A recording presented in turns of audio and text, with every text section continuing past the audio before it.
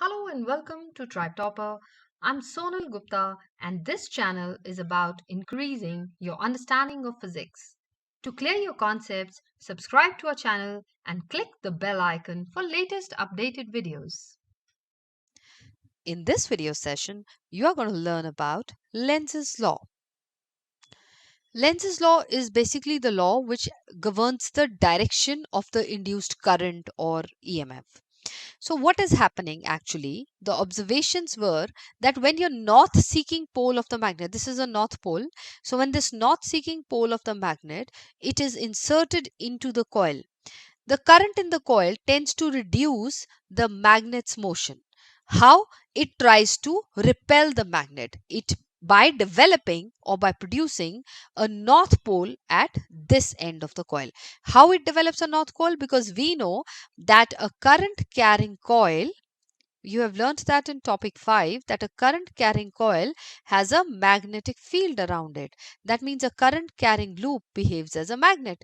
So the moment the motion of this magnet tries to induce a current in the coil, that current carrying coil will in turn produce a magnetic field. So this loop behaves as a magnet, and hence when the north pole of our magnet, this is the north pole of the magnet which is moving towards the coil, it tends to develop a north polarity. So it repels the magnet.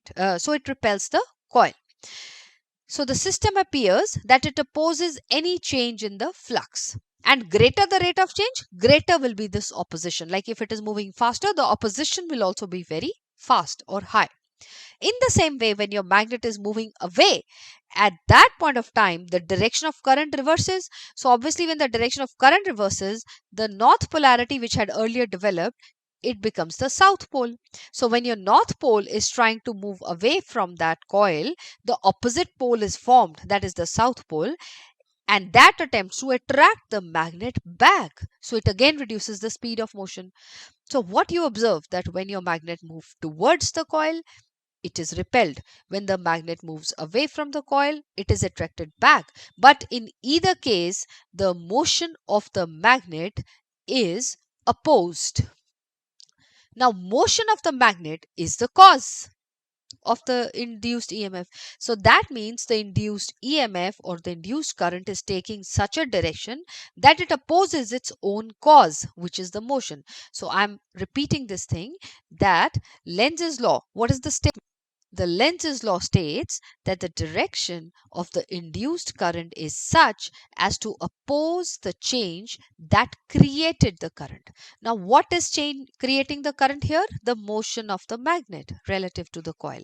And when the magnet moves towards the coil, it opposes it. When the magnet moves away from the coil, it again opposes it, because while going it repels, while going away it attracts. So every time the induced current produces a polarity so as to oppose the motion of the magnet, which is its cause. So that's where Lenz's law states. It says that the direction of the induced current is such as to oppose the change that created the current. And how can you identify the direction of induced current when you know the three things? So that for that we use the Fleming's right hand rule. So as you can see here, stretch the fingers of your right hand. A right hand is stretched so that the thumb, the middle finger and the index finger, they are all mutually perpendicular. You can see your thumb is perpendicular to the index finger.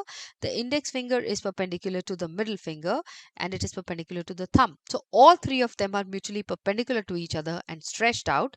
Then if the thumb represents the direction of motion of force, and the index finger gives the direction of the magnetic field, then the middle finger gives the direction of induced current.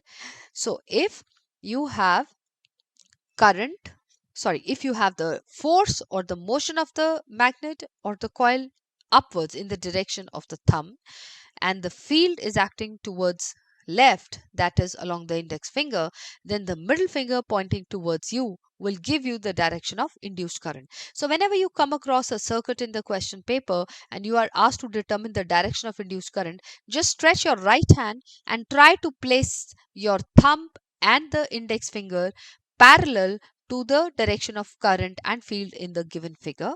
Then whatever direction your middle finger points towards you or away from you, that will give you the direction of the induced current. So Fleming's right hand rule is used to determine the direction of current. So that's all for this video session. In our next video, you're going to learn about the magnetic flux. Thank you.